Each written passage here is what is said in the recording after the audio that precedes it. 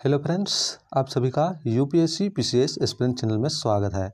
इस वीडियो में हम दृष्टि आईएएस की जो प्रीलिम प्रैक्टिस सीरीज है 6 पुस्तक की श्रृंखला में, ठीक है, ये पहली कड़ी है। ठीक है, इसकी जो प्रीलिम प्रैक्टिस सीरीज 6 बुक आता है उसमें से ये पहला है।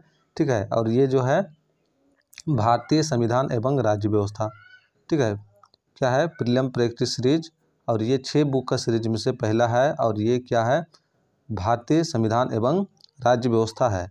तो ये हम स्टार्ट करेंगे। इसमें जो है आप देख सकते हैं कितना है, 1800 प्लस अभ्यास प्रश्न पत्र, तो ये हम कंप्लीट कराएंगे। आप यहाँ पे बने रह सकते हैं इस चैनल में, ठीक है, प्रैक्टिस कर सकते हैं। और ये जो है लेटेस्ट, ठीक है, तृतीय संस्करण की है। यहाँ पे आप देख सकते हैं ये जो यहाँ पूछा गया है विभिन्न परीक्षाओं, जैसे आईएएस हो गया, पीसीएस, सीडीएस, एनडीए, सीएपीएफ और यूजीसी, ठीक है, एनटीए, नेट, ये सब से पूछा गया है। ठीक है, और पूछा गया हुआ क्वेश्चन और जो पूछे जा सकते हैं ऐसे क्वेश्चन का जो है 1800 प्लस जो है इसमें दिया हुआ है। साथ में क्या है, इसकी व्याख्या भी दिया हुआ है। ठीक है, तो हम इसकी क्या करेंगे, प्रैक्टिस स्टार्ट कर रहे हैं। अब जो है प्रैक्टिस अच्छा कर सकते हैं। अगर आप पढ़ लिए हैं तो प्रैक्टिस करना चाहते हैं तो यहाँ से आप देख सकते हैं, ठीक है, प्रैक्टिस कर सकते हैं। तो चलिए देखते हैं। आज जो हम देखेंगे कार्यपालिका, ठीक है, कार्यपालिका स्टार्ट कर रहे हैं। क्या है कार्यपालिका, इसी प्रकार रोजाना क्या है 25 से 30 क्वेश्चन क्या होगा यहाँ पे अपलोड किया जाएगा। प्रीलिम प्रैक्टिस सीरीज ये क्या है, पॉलिटी की है। ठीक है, भारतीय संविधान एवं राज्य व्यवस्था, इसके बाद हिस्ट्री का भी होगा। ठीक है, पर्यावरण एवं परिस्थिति, ज्योग्राफी, सारा चीज़ का इसे हम लोग कंप्लीट करेंगे। तो ये आप देख सकते हैं। ठीक है, यहाँ पे क्या है, आपको जो है इसमें जूम करना पड़ेगा। ठीक है, तब जाके ये अच्छा से दिखाई देगा, नहीं तो पूरा हम लेके चलेंगे, पूरा जो पेज होता है तो ये नहीं होगा। जैसे इसमें 1 से लेके 6 नंबर क्वेश्चन तक का है इसमें, ठीक है। उसके बाद हम ये देख सकते हैं 7 से इसमें लेके 11 तक है। तो ये हम क्या किए हैं, इसको जूम करके इस प्रकार ले आएंगे 1 नंबर क्वेश्चन। ठीक है, अब देख लीजिए यहाँ पे आपको क्लियर दिखाई देता होगा। ठीक है, अब यहाँ देख लीजिए, निम्नलिखित में से कौन संघ की कार्यपालिका का या के अंग है। तो कार्यपालिका का कौन सा अंग है, अगर यदि आप पढ़े हैं राष्ट्रपति, ठीक है, तो उसे आप यहाँ से समझ जाएंगे। ठीक है, जो मैं एक लेक्चर इसमें राष्ट्रपति से रिलेटेड कराया हूँ उसमें सारा क्लियर किया हूँ। तो संघ का जो कार्यपालिका होता है उसमें क्या होते हैं, भारत का राष्ट्रपति होते हैं, भारत का प्रधानमंत्री ये भी होते हैं, भारत का महान्यायवादी ये भी होते हैं। तो देख लीजिए यहाँ क्या क्या होते हैं, भारत का राष्ट्रपति होते हैं, भारत का उपराष्ट्रपति भी होते हैं, ठीक है, जो कि नहीं दिया हुआ उपराष्ट्रपति, प्रधानमंत्री होते हैं और इसका मंत्रिमंडल होते हैं। यानी कि जो है संघ में कितना होता है, 5 जो कार्यपालिका होते हैं। ठीक है, कार्यपालिका का अंग जो होता है वो 5 है। क्या है, राष्ट्रपति, उपराष्ट्रपति, प्रधानमंत्री, मंत्रिमंडल, ठीक है, और भारत का महान्यायवादी। इसलिए इसमें तो तीनों सही है, तो इसलिए इसका सही आंसर हम लोग का कौन सा हो जाएगा, डी हो जाएगा, 1, 2 और 3। यहाँ पे संविधान का देख सकते हैं, यहाँ व्याख्या दिया हुआ है। क्या दिया हुआ है, संविधान के भाग 5 में अनुच्छेद 52 से 78 के बीच संघ की कार्यपालिका से संबंधित प्रावधान है। और यहाँ कौन कौन है ये आप देख सकते हैं अच्छी। ठीक है, राष्ट्रपति है, उपराष्ट्रपति है, प्रधानमंत्री, मंत्रिपरिषद और महान्यायवादी। ठीक है, चलिए आगे बढ़ते हैं हम क्वेश्चन नंबर 2। और अगर यदि आपको अच्छा लगे तो लाइक एवं शेयर भी कर दीजिएगा। नेक्स्ट देख सकते हैं सेकंड नंबर, संविधान के अनुसार केंद्र सरकार को निम्नलिखित में से किन कर्तव्यों को पालन करना है। तो केंद्र, ठीक है, संविधान के अनुसार जो है केंद्र सरकार को निम्नलिखित में से कौन सी कर्तव्य का पालन करना पड़ता है केंद्र सरकार को, वो देख सकते हैं। बाह्य आक्रमण और आंतरिक अशांति से राज्यों की रक्षा करना, ये सही है। ये क्या है, केंद्र का जिम्मेदारी होता है, कर्तव्य होता है कि बाह्य आक्रमण से देश को बचाए और आंतरिक अशांति से राज्यों को रक्षा रखे। ठीक है, रक्षा करे, यानी कि आंतरिक अशांति ना बने। ठीक है, तो ये तो सही है। यह सुनिश्चित करना कि सभी राज्य सरकारें भारतीय संविधान के प्रावधानों के अनुसार संचालित हो। तो ये भी सुनिश्चित करना कि जितने भी राज्य सरकार है वो सब क्या है, संविधान के प्रावधान के अनुसार ही अपना कार्य संचालन करे। तो दोनों कथन सही है, इसलिए इसका सही आंसर क्या हो जाएगा, सी, 1 और 2 दोनों। अगर ठीक है, इसकी अगर व्याख्या देखना चाहें तो यहाँ पे देख सकते हैं ये क्या है, अनुच्छेद 355 के अनुसार केंद्र को 2 कर्तव्य का पालन करना। केंद्र सरकार का कर्तव्य है कि वह बाह्य आक्रमण और आंतरिक अशांति से प्रत्येक राज्य की रक्षा करे और सुनिश्चित। अब आगे देखते हैं हम लोग क्वेश्चन नंबर 3, राष्ट्रपति 5 वर्ष तक अपने पद पर रहता है। ठीक है, 5 वर्ष तक अपने पद पर रहता है। अपने निर्वाचन की तारीख से संसद द्वारा निर्धारित तिथि से अपने पद ग्रहण करने के दिन से या निर्वाचन आयोग द्वारा घोषित तिथि से। तो जब अपना पद ग्रहण करता है उस दिन से क्या होता है, अपने पद पर 5 वर्ष तक रहता है। इसलिए इसका सही आंसर क्या हो जाएगा, सी हो जाएगा। राष्ट्रपति से रिलेटेड था, ये देख सकते हैं, ठीक है। अनुच्छेद जो है 56, अनुच्छेद 56 के अनुसार राष्ट्रपति अपने पद ग्रहण की तारीख से 5 वर्ष की अवधि तक। तो ये आर्टिकल कितना है, 56 के तहत, ठीक है, अपने जो पद ग्रहण है उससे उस दिन से क्या होता है, 5 वर्ष तक अपने पद पे बने रहता है। आगे देखें हम क्वेश्चन नंबर 4, निम्नलिखित में से कौन सा भारत के राष्ट्रपति के निर्वाचक मंडल का तो भाग है किंतु महाभियोग अधिकरण का भाग नहीं है। तो यहाँ बताना है भारत के राष्ट्रपति यानी कि उसको चुनने में क्या होता है, भाग लेता है, लेकिन उसको हटाने के लिए जो महाभियोग लगाया जाता है उसमें भाग नहीं लेता है। तो महाभियोग में केवल राज्यसभा और लोकसभा, ठीक है, ये दोनों ही भाग लेता है, ठीक है। और दूसरा क्या होता है, राज्य का विधानसभा भाग नहीं लेते हैं। यहाँ पे देख लीजिए राज्य परिषद दिया है, ये भी भाग वैसे नहीं लेता है, ठीक है, राज्यों के विधान परिषद। तो इसलिए क्या हो जाएगा, इसका डी नंबर हो जाएगा, इसे तो ये भी नहीं होना चाहिए, ठीक है।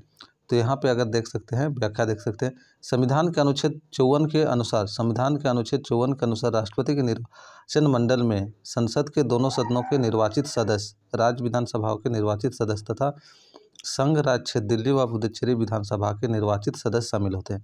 तो देख सकते हैं निर्वाचन में क्या हो गया, राज्यसभा लोकसभा भाग लेते हैं, साथ ही क्या होता है, राज्य विधानसभा के निर्वाचित सदस्य और संघ राज्य क्षेत्र जो दिल्ली और पुदुचेरी उसकी जो विधानसभा होते हैं वहाँ के निर्वाचित सदस्य शामिल होते हैं। वहीं अनुच्छेद 61 के अनुसार महाभियोग की प्रक्रिया में केवल और केवल संसद के दोनों सदनों निर्वाचित एवं मनोनीत सदस्य ही भाग लेते हैं, अर्थात लोकसभा एवं राज्यसभा। देख लीजिए यहाँ भी क्या है, लोकसभा राज्यसभा दिया हुआ है, ठीक है। तो यहाँ पे दोनों जगह राज्य विधान, एक तो राज्य विधान परिषद दे दिया, ठीक है, और एक राज्य की विधानसभा है, तो ये दोनों नहीं होना चाहिए था।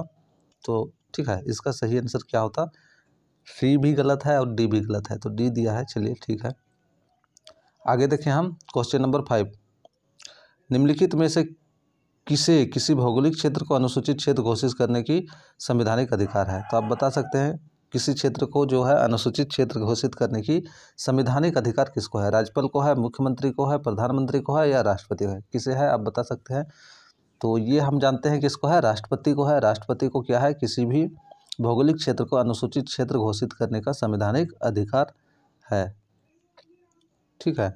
ये क्या है, ये जो है भाग 10 में अनुच्छेद 244 के तहत, ठीक है, 244 के तहत राष्ट्रपति को यह संवैधानिक अधिकार है कि वो किसी भौगोलिक क्षेत्र को अनुसूचित क्षेत्र घोषित कर सकते हैं। आगे देखें हम क्वेश्चन नंबर 6, संसद अथवा विधानसभा का कोई सदस्य राष्ट्रपति निर्वाचित हो सकता है, परंतु देख लीजिए संसद या विधानसभा का कोई सदस्य राष्ट्रपति निर्वाचित यानी राष्ट्रपति चुना जा सकता है, लेकिन क्या होना चाहिए, परंतु चुनाव लड़ने से पूर्व उसे अपनी सदस्यता से त्याग पत्र देना होगा। ये जरूरी नहीं है चुनाव लड़ने से पहले दिया जाए, अपने निर्वाचन से 6 माह के अंदर अपनी सदस्यता छोड़नी होगी, नहीं 6 माह के बाद, निर्वाचन होने के उपरांत ही अपनी सदस्यता छोड़नी होगी। और एक है डी नंबर, एक संसद चुनाव लड़ सकता है परंतु विधानसभा का सदस्य नहीं। तो यहाँ से जो सही आंसर है वो क्या है, सी। अगर यदि वो राष्ट्रपति के लिए निर्वाचित होता है तो उसको क्या है, उसके तुरंत बाद ही उसको अपनी जो भी लोकसभा या राज्यसभा जहीं भी अगर कुछ सदस्यता है, वो सदस्य है तो उसको छोड़ना पड़ता है, ठीक है। इसलिए सी नंबर सही होगा। तो संसद या विधानसभा का कोई सदस्य अगर यदि है और वो राष्ट्रपति के लिए निर्वाचित होता है, ठीक है, तो उसको क्या होता है, निर्वाचित होने के तुरंत बाद क्या होगा, उसको अपनी सदस्यता छोड़नी होती है। देख लीजिए सी नंबर, ठीक है, ये आर्टिकल 59 के अनुसार, ठीक है, क्या है, संसद के किसी भी सदन का सदस्य या राज्य विधानसभा का सदस्य अगर राष्ट्रपति निर्वाचित होने पर उसे सदन की सदस्यता छोड़नी पड़ती है। आई थिंक आप लोगों को क्लियर होता होगा, ठीक है, समझ में आता होगा। अगर अच्छा लग रहा है तो इसको लाइक एवं शेयर कर दे अपने दोस्तों एवं भाई बहनों में जो सिविल सर्विस एग्जामिनेशन की तैयारी करना चाहते हैं, ठीक है, स्टेट PCS या तो UPSC, ठीक है, किसी का भी अगर यदि करना चाहते हैं तो ये प्रैक्टिस बहुत ही ज़रूरी है। प्रैक्टिस आपकी जो तैयारी है उसको धार देता है, मजबूत बनाता है। तो आप अपने भाई बहनों के यहाँ भी या दोस्तों को शेयर कर सकते हैं, ठीक है। और इसी प्रकार का ये तो पॉलिटी चल ही रहा है, साथ में और अगर यदि और एक किसी सब्जेक्ट का भी लाऊं तो वो भी आप लोग कमेंट करके बोल दीजिएगा, तो 2 वीडियो, एक मॉर्निंग में एक इवनिंग में अपलोड कर सकता हूं, ठीक है। चलिए नेक्स्ट क्वेश्चन 7 नंबर देखें, भारतीय राष्ट्रपति के सर्वसम्मति से चुने जाने का अभी तक एकमात्र उदाहरण है। सर्वसम्मति से जो चुना गया है, ठीक है, राष्ट्रपति को, वो क्या है, अभी तक एकमात्र जो उदाहरण है, doctor S Radhakrishnan, doctor Zakir Hussain, ज्ञानी जैल सिंह या नीलम संजीव रेड्डी। तो ये जो है नीलम संजीव रेड्डी को वर्ष 1977 में, ठीक है, चुना गया था सर्वसम्मति से। आगे बढ़े हम, क्वेश्चन नंबर 8 देखें। अध्यादेश जारी करने का अधिकार राष्ट्रपति का कौन सा अधिकार है? अध्यादेश जारी करने का, ठीक है, तो ये जो है विधायी अधिकारी है। क्या है? विधायी अध्यादेश जारी कर सकता है। तो ये क्या है, एक जो संसद जो विधि बनाते हैं उसी के अनुरूप होता है, इसलिए क्या होगा, विधायी होगा। विधायी, प्रशासनिक, न्यायिक या व्यक्तिक, ठीक है, व्यक्तिक, तो ये क्या होगा, विधायी होगा। संविधान के अनुच्छेद 123 के अनुसार राष्ट्रपति को निम्नलिखित परिस्थितियों में अध्यादेश जारी करने की शक्ति प्राप्त है। जब संसद की दोनों सदन अथवा एक सदन सत्र में ना हो, दोनों सदन या तो एक सदन सत्र में ना हो तो क्या है, अध्यादेश जारी कर सकता है।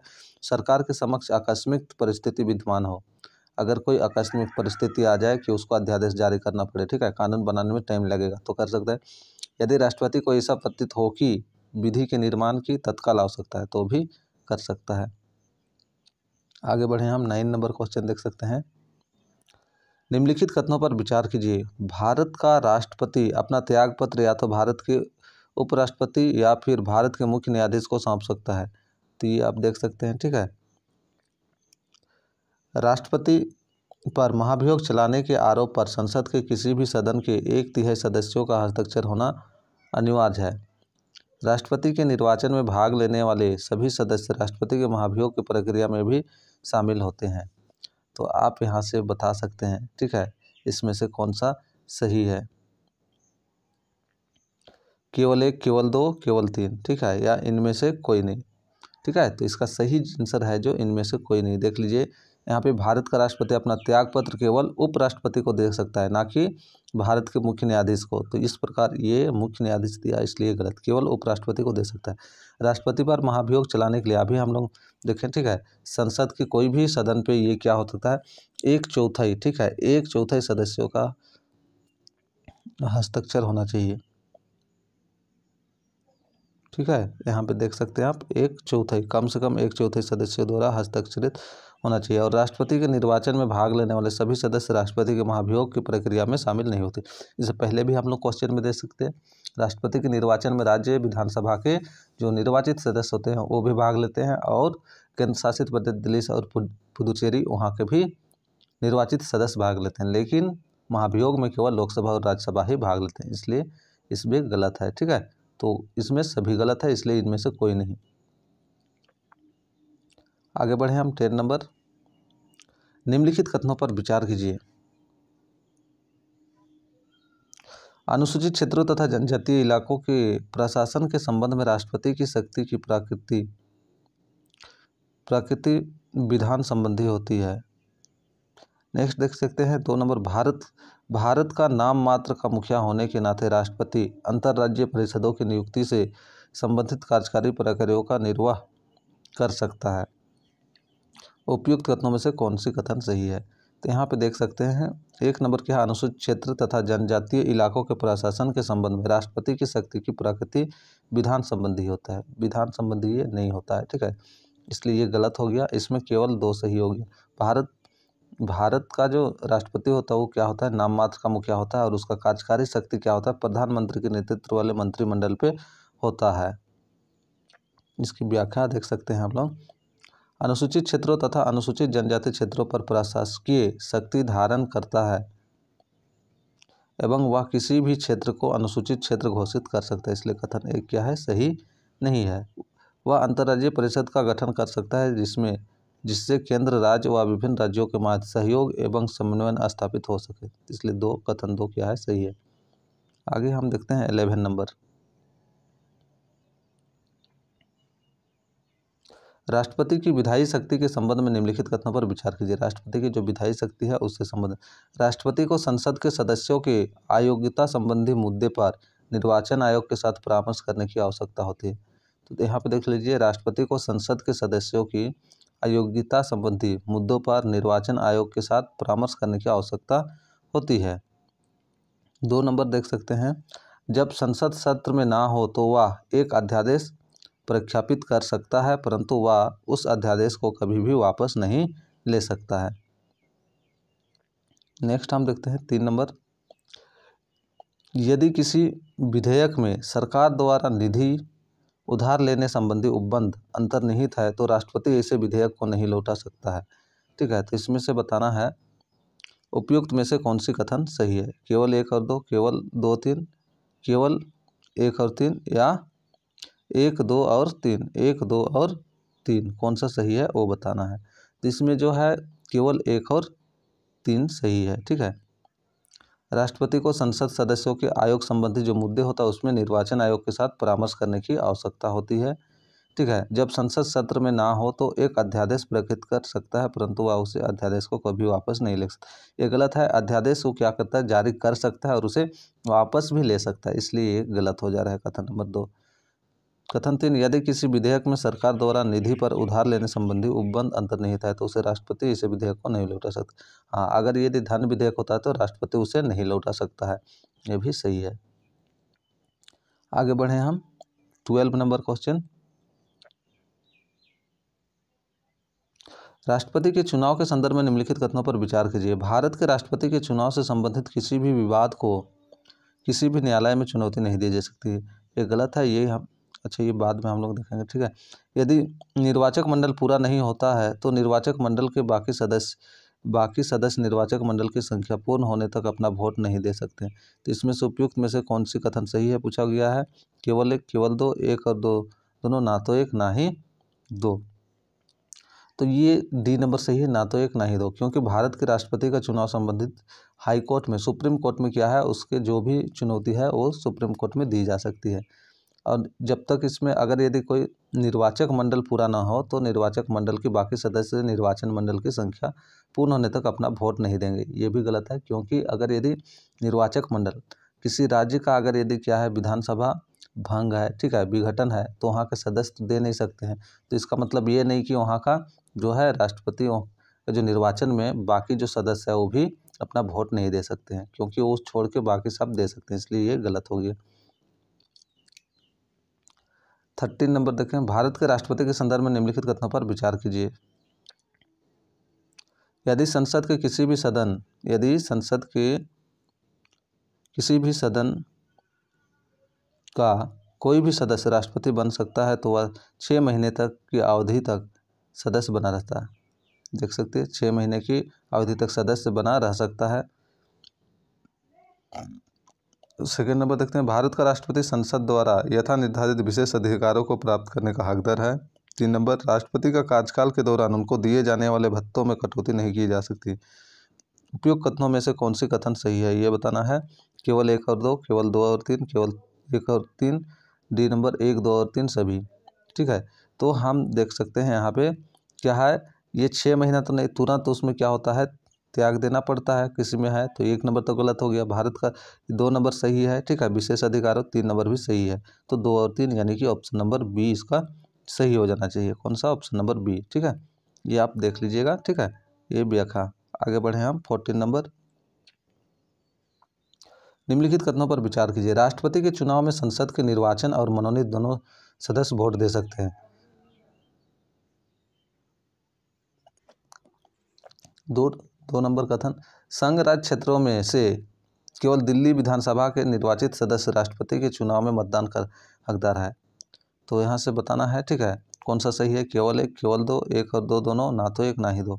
तो देख सकते हैं ये जो राष्ट्रपति के निर्वाचन में क्या होता है, मनोनीत सदस्य भाग नहीं लेते हैं। जो राष्ट्रपति द्वारा मनोनीत होते हैं, लोकसभा में 2 एंग्लो इंडियंस और राज्यसभा में 12। ठीक है, ऐसे जो क्या होता है कला संस्कृति, ठीक है, समाज सेवा, ये सब से क्या होता है जो जानकारी होते हैं उसको 12 सदस्य को मनोनीत किया जाता है राज्यसभा में, तो वो क्या होते हैं भाग नहीं लेते हैं। या राज्यसभा में भी जो मनोनीत राज्य विधानसभा में मनोनीत होते हैं वो क्या होते हैं राष्ट्रपति के चुनाव में भाग नहीं लेते हैं, इसलिए ये तो गलत हो गया। संघ राज्य क्षेत्रों में केवल दिल्ली नहीं, दिल्ली विधानसभा के अलावा जो क्या बोलते हैं पुदुचेरी है वहाँ के भी भाग लेते हैं, इसलिए ये भी गलत हो गया। इसलिए इसका सही आंसर क्या हो जाएगा, डी हो जाएगा, ना तो 1 ना ही 2। ठीक है, आगे बढ़े हम क्वेश्चन नंबर 15। राष्ट्रपति के अध्यादेश जारी करने की शक्ति के संदर्भ में निम्नलिखित कथनों पर विचार कीजिए। राष्ट्रपति के जो अध्यादेश जारी करने के संबंध में जो है उससे रिलेटेड है। तो यहाँ पे देख सकते हैं, जब संसद के दोनों सदन का सत्र चल रहा हो उस समय राष्ट्रपति द्वारा अध्यादेश जारी नहीं किया जा सकता है। ठीक है, ये क्या है जब। अब दूसरा देखते हैं, राष्ट्रपति द्वारा जारी अध्यादेश को संसद द्वारा इसकी बैठक में 6 सप्ताह के भीतर पुनः पारित किया जाना चाहिए। यहाँ आप देख सकते हैं, राष्ट्रपति द्वारा क्या है, राष्ट्रपति द्वारा जारी किया गया अध्यादेश को संसद द्वारा इसकी बैठक में 6 सप्ताह के भीतर क्या है, पुनः पारित किया जाना चाहिए। उपयुक्त कथनों में से कौन सा सही है? केवल एक, केवल दो, एक और दो दोनों, ना तो एक ना ही दो। तो इसमें क्या है, दोनों कथन सही है। देख सकते हैं, जब संसद के दोनों सदन का सत्र चल रहा हो उस समय राष्ट्रपति द्वारा अध्यादेश जारी नहीं कर सकता है। हम लोग देख चुके हैं पहले भी क्वेश्चन में। ठीक है, अध्यादेश कब जारी कर सकता है? जब दोनों सदन में से कोई एक सदन या दोनों सदन क्या है, सत्र में ना चल रहा हो तो जारी कर सकता है। इसलिए कथन एक तो सही है क्योंकि नहीं है। राष्ट्रपति द्वारा जारी अध्यादेश को संसद द्वारा इसकी बैठक में 6 सप्ताह के भीतर क्या है, पुनः पारित किया जाना चाहिए। तो ये भी सही है। जो राष्ट्रपति अगर यदि कोई अध्यादेश जारी करता है तो उसको क्या है, संसद द्वारा 6 सप्ताह के भीतर उसको पुनः पारित करना आवश्यक होता है। तो इस प्रकार इसकी दोनों कथन सही है। ये इसकी व्याख्या है, आप देख सकते हैं ये। ठीक है, हम आगे बढ़ते हैं क्वेश्चन नंबर 16। निम्नलिखित पर विचार कीजिए। लोकसभा के सभी सदस्य, राज्य विधान परिषद के सभी सदस्य, राज्यसभा के सभी सदस्य, राज्य विधानसभा के सभी सदस्य, उपयुक्त सदस्यों में से कौन राष्ट्रपति के निर्वाचन हेतु गठित है? तो राष्ट्रपति के निर्वाचित के लिए कौन कौन गठन है वो बताना है। ठीक है, केवल एक और दो, केवल 1, 2 और 3, केवल 1, 3 और 4, उपयुक्त में से कोई नहीं। तो यहाँ पे अगर यदि हम देखें, लोकसभा के सभी सदस्य तो नहीं होते हैं। ठीक है, निर्वाचन के लिए जो मनोनीत सदस्य होते हैं वो भाग नहीं ले सकते हैं। राज्यसभा के सभी सदस्य भी नहीं ले सकते हैं, जो 12 सदस्य मनोनीत होते हैं।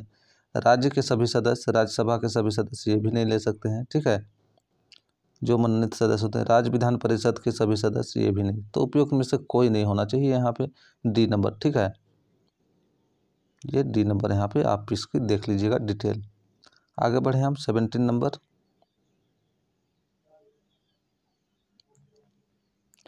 राष्ट्रपति के पास कोई संवैधानिक विवेकाधिकार नहीं है, परंतु उसके पास कुछ परिस्थितिक विवेकाधिकार है। निम्नलिखित में से किस या किन परिस्थितियों में राष्ट्रपति अपने विवेकाधिकार का प्रयोग कर सकता है? किन परिस्थिति में अपने विवेकाधिकार का प्रयोग कर सकता है वो बताना है। संघ राज्य क्षेत्रों के प्रशासक के रूप में अपने कार्यों का निर्वहन करते समय मंत्रिपरिषद के किसी अनुचित सिफारिश को पुनर्विचार हेतु लौटाने, प्रधानमंत्री से प्रशासन तथा किसी विधान संबंधी जानकारी मांगने में। तो नीचे दिए गए कोड का सही प्रयोग करके उत्तर देना है। 1 और 2 दोनों, केवल 2, 2 और 3, 1, 2 और 3। ठीक है, तो आप देखते हैं, संघ राज्य क्षेत्र के प्रशासन के रूप में अपने कार्यों का निर्वहन करते समय ये क्या है, अपने विवेक का इसमें उपयोग नहीं कर सकता है। ठीक है, मंत्री की किसी अनुचित सिफारिश को पुनर्विचार हेतु लौटाने में, अगर मंत्री क्या है, किसी सिफारिश को, अनुचित सिफारिश क्या है तो उसको पुनर्विचार के लिए लौटा सकता है मंत्रिपरिषद का। तो ये सही है। ठीक है, कोई भी अगर विधि बनाता है तो उसको लगता है कि अनुचित है तो उसको पुनः विचार के लिए लौटाता है, लेकिन धन विधेयक नहीं रहना चाहिए। प्रधानमंत्री से प्रशासन तथा किसी विधान संबंधी जानकारी, हाँ ये क्या करता है, प्रधानमंत्री से मांग सकता है जानकारी प्रशासन या विधान संबंधी। तो ये सही है, 2, 3 सही है, इसलिए इसका सही आंसर हो जाएगा सी। आगे पढ़े हम 18 नंबर। राष्ट्रपति की अध्यादेश जारी करने की शक्ति के संदर्भ में निम्नलिखित कथनों पर विचार कीजिए। एक बार जारी किए जाने के पश्चात अध्यादेश केवल संसद द्वारा इस संदर्भ में पारित प्रस्ताव के माध्यम से ही निरस्त किया जा सकता है। राष्ट्रपति द्वारा एक अध्यादेश तब भी जारी किया जा सकता है जब संसद के सदनों में से किसी एक का सत्र चल रहा है तो भी जारी किया जा सकता है। 3 नंबर देख सकते हैं, एक अध्यादेश संसद के किसी अधिनियम को संशोधित या निरस्त कर सकता है, परंतु इसे संविधान संशोधन तो जारी नहीं किया जा सकता है। उपयुक्त कथनों में से कौन से सही है? केवल तीन, केवल तीन, केवल एक और तीन, केवल दो और तीन, या एक, दो और तीन। तो यहाँ पे हम देख सकते हैं जो फर्स्ट है, एक बार जारी किए जाने के पश्चात क्या है, केवल संसद द्वारा, तो ये गलत है। संसद द्वारा केवल नहीं, राष्ट्रपति भी उसको क्या कर सकता है, वापस ले सकता है, तो इसलिए ये कथन गलत हो गया। कथन नंबर 2 क्या है, अध्यादेश जारी तब जारी किया जा सकता है जब दोनों सदनों में से एक सदन सत्र पर चल रहा है, तो ये भी है, दोनों सदन नहीं चलता हो या एक सदन नहीं चलता तो जारी कर सकता है, तो एक सदन चल रहा है तो जारी कर सकता है, इसलिए कथन 2 क्या है, सही है। ये देख लीजिए, किसी अध्यादेश या संसद द्वारा किसी अधिनियम को क्या है, अध्यादेश क्या है, निरस्त क्या संशोधन या निरस्त कर सकता है, लेकिन संविधान संशोधन को नहीं कर सकता जारी, इसलिए ये भी कथन सही है। तो 2, 3 सही है, इसलिए इसका सही आंसर कौन सा हो गया, सी नंबर। आगे बढ़े हम 19 नंबर, निम्नलिखित कथनों पर विचार कीजिए। भारत का राष्ट्रपति संसद का एक अभिन्न अंग है। हम जानते हैं भारत का राष्ट्रपति क्या है, संसद का एक अभिन्न भाग है। ये संसद में भाग नहीं लेता है, ना ही बैठता है, लेकिन ये क्या है, संसद का एक अभिन्न अंग है, क्योंकि इसकी कोई भी विधि बनाया जाता है, इसकी जो अनुमति या हस्ताक्षर के बिना विधि नहीं बन सकता है, इसलिए ये एक अभिन्न अंग है।